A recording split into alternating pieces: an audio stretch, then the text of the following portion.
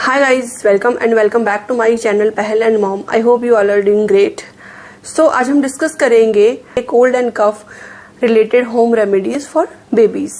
सो जो छोटे बच्चे होते हैं ना, उनको सर्दी एंड खांसी होने के बहुत ज़्यादा चांसेस रहते हैं. वो बहुत जल्दी ठंड पकड़ लेते हैं. थोड़ा सा वेदर चेंज होता है, उनको सर्दी जुकाम हो जाता है, या कहीं हम उनको लेके जाते हैं इधर से उधर तो उनको सर्दी जुकाम हो जाता है क्योंकि उनका एनवायरमेंट चेंज हो जाता है. तो इस वजह से उनको सर्दी जुकाम होने के बहुत सारे चांसेस रहते हैं. सो मैं आपको कुछ होम रेमेडीज बताऊंगी जिससे कि आपके जो बेबी की जो सर्दी और खांसी है वो इजीली घर पे ही क्योर हो सकती है. अगर आपके बच्चे को 2 या 3 दिन से ज्यादा सर्दी और खांसी है तो मेक श्योर कि आप अपने डॉक्टर से कंसल्ट करें और अकॉर्डिंग जो मेडिसिन हम आपको देनी चाहिए अपने बेबी को वो दें. वीडियो स्टार्ट करने से पहले आई रिक्वेस्ट यू कि अगर आपको मेरी वीडियो पसंद आती है so please hit the like button. Number 1 है बेबी की मालिश करें सरसों के तेल और लहसुन से. बहुत पुरानी रेमेडी है एंड आई थिंक बहुत सारे लोग इसको यूज भी करते हैं अपने घर में. इसमें आपको क्या करना है, इसका प्रोसीजर क्या है, मैं आपको एक्सप्लेन कर देती हूँ. प्रोसीजर ये है कि आपको सरसों का तेल लेना है किसी एक कटोरी में एंड उसमें आपको लहसुन की कलियां कूट के डालनी है. 3 से 4 कलियां आप डाल दो लहसुन की. देन आप उसको पका लीजिए तेल में अच्छे से. आपने जब उसको तेल में पका लिया, उस तेल की मसाज आप अपने बेबी को कर सकते हैं. इससे आपके बच्चे को कोल्ड एंड कफ में काफी ज्यादा रिलीफ मिलेगा बिकॉज ये दोनों चीजें गर्म होती हैं और आपके बेबी की जो बॉडी है वो हीटअप होगी और उससे आपके बेबी को कोल्ड एंड कफ में काफी आराम मिलेगा. अगर आप फर्स्ट टाइम ये ट्राई कर रहे हो तो आप अपने बेबी के हाथों और पैरों में इसको लगा के देखें. बिकॉज कुछ बेबीज में देखा जाता है कि अगर आपको उनको एकदम से आप उनकी बैक में या उनकी चेस्ट में उससे मसाज कर देंगे तो उनको एलर्जी हो जाती है, उनको रैशेज हो जाते हैं.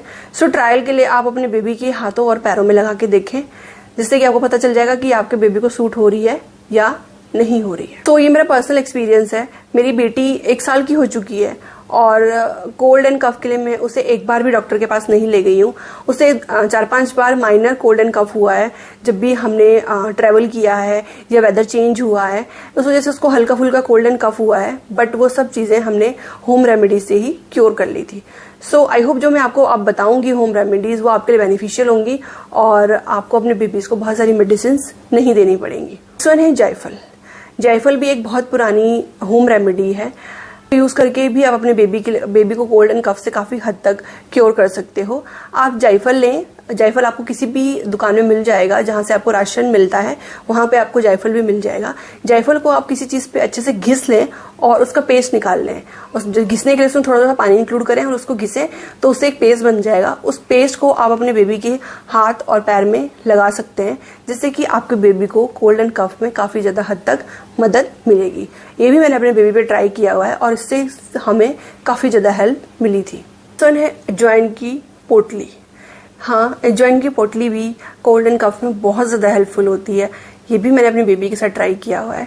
इसके लिए आपको क्या करना है कि आप अजवाइन को तवे पे भून लें अच्छे से और जब उसमें से अच्छे से भून जाए और उसमें से जो धुआं निकलता है वो निकल रहा हो तो आप उस जिसमें आपने उसको भूना है उसको लाके ही आप बेबी के रूम में रख दो ताकि उससे जो धुआं निकल रहा है वो आपके बेबी की सांस में जाए और सांस के थ्रू जाता है तो आपको बेबी को काफी ज्यादा रिलीफ देता है. जो अजवाइन है उसको आप एक कॉटन के कपड़े की पोटली बना लें, उसमें डाल दें और उस पोटली को बेबी के पास रख दें. जहां बेबी सो रहा है उसके सामने रख दें ताकि उसकी जो स्मेल है, महक है, वो बेबी की सांस के थ्रू अंदर जाए और उससे बेबी को काफी ज्यादा रिलैक्स फील होता है. ये चीज मैंने अपनी बेटी से ट्राई करी है और इट वर्क्स लाइक मैजिक.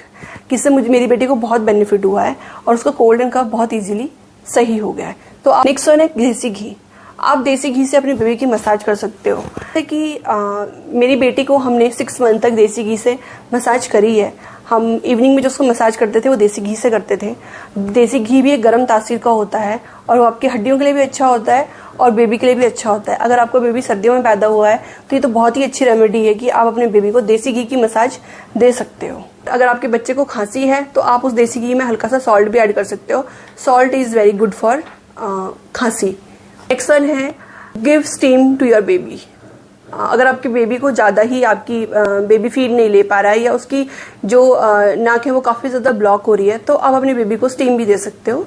आप उसके लिए स्टीमर यूज कर सकते हो और स्टीमर मेक श्योर कि स्टीमर बहुत कम पे होना चाहिए, उसकी बहुत कम स्टीम है वो बेबी तक जाए, बिकॉज बेबी बहुत छोटे होते हैं और उनको ज़्यादा सेक ना लग जाए, उनको ज़्यादा प्रॉब्लम ना हो जाए। तो मेक श्योर कि आप बहुत कम लेवल का स्टीम बेबी को दें, जिससे कि उनकी जो नोज़ है और जो पैसेज है वो काफ़ी क्लियर हो जाए और वो इजीली ब्रीथ कर पाएँ और फीड कर पाएँ। नेक्स्ट वन है नेसोक्लियर ड्रॉप्स। ये ड्रॉप सॉल्ट एंड वाटर से बनी होती है और ये बेबी के लिए बिल्कुल भी हार्मफुल नहीं होती है। इसको आप बेबी की नोज में डाल सकते हो। इसको फीड कराने से 30 मिनट्स पहले बेबी की नोज में डाल दीजिए, जिससे कि जो भी आपके बेबी की नोज में ब्लॉकेज होगी वो उसके टमी में चली जाएगी, या तो वो उसको बाहर थ्रो कर देगा। अगर वो बाहर थ्रो कर देगा देन वेल एंड गुड। अगर वो अंदर चली जाती हैं तो वो पॉटी के थ्रू बेबी की बाहर निकल जाती है। So these drops are very helpful. जब भी आपको लगे कि आपके बेबी का नाक जो है काफी ज्यादा ब्लॉक है, वो ब्रीथ नहीं कर पा रहा है या वो फीड नहीं ले पा रहा है, तो आप ये ड्रॉप की कुछ ड्रॉप्स अपने बेबी की नाक में डाल सकते हो और उसके नाक को क्लियर कर सकते हो। नेक्स्ट वन है हॉट कंप्रेस। आप अपने बेबी को हॉट कंप्रेस दे सकते हो। जैसे कि कोई आप कॉटन का कपड़ा ले लीजिए और उसको आप गर्म कीजिए। आप उसको प्रेस से गर्म कर सकते हो, या आपके उसको हीटर है आप उसमें थोड़ा सा उसको सेक सकते हो। देन सेकने के बाद आप उसकी चेस्ट में उसको हल्का हल्का सेक दे सकते हो। जैसे कि पहले के बच्चों को चूल्हे के पास रख के सेका जाता था, उनको मतलब उसकी आंच से उनको तपाया जाता था, उनको गर्म किया जाता था। तो इस टाइप से आप अपने बेबी को कपड़े को गर्म करके किसी भी चीज से गर्म कर लीजिए। आप गैस पे गर्म कर सकते हो, या फिर आप हीटर के सामने गर्म कर सकते हो, या प्रेस के थ्रू गर्म कर सकते हो। सो मेक श्योर इतना गर्म नहीं होना चाहिए कि बेबी उसको सस्टेन ना कर पाए। आप पहले अपनी बॉडी पे उसको टेस्ट करके देखिए कि बेबी उसको सस्टेन कर पाएगा कि नहीं कर पाएगा। देन आप उसको हल्के वार्म कंप्रेस दे सकते हो, जिससे कि बच्चे को गर्मी फील होगी और उसका जो कोल्ड एंड कफ है वो काफी हद तक क्लियर होने में उसकी मदद करेगा। नेक्स्ट वन है नेबुलाइजेशन। कहा जाता है कि nebulisation as per doctor recommendation ही देना चाहिए। अगर आपकी बेबी की तबीयत काफी ज्यादा खराब है और आपको डॉक्टर ने सजेस्ट किया है कि आप उसको नेबुलाइज कीजिए, तो आप उसको नेबुलाइज कर सकते हैं as per your doctor guidance and prescription. ये थी मेरी आज की होम रेमेडीज जो आपके बेबी को कोल्ड एंड कफ से फाइट करने में बहुत मदद करेंगी। बिकॉज ये सारी जो होम रेमेडीज हैं ये मैंने अपनी बेटी पे ट्राई की हुई है, उसके बाद ही मैं आप लोगों से डिस्कस और शेयर कर रही हूँ, और इससे आपके बेबी को काफी हद तक आराम मिलेगा।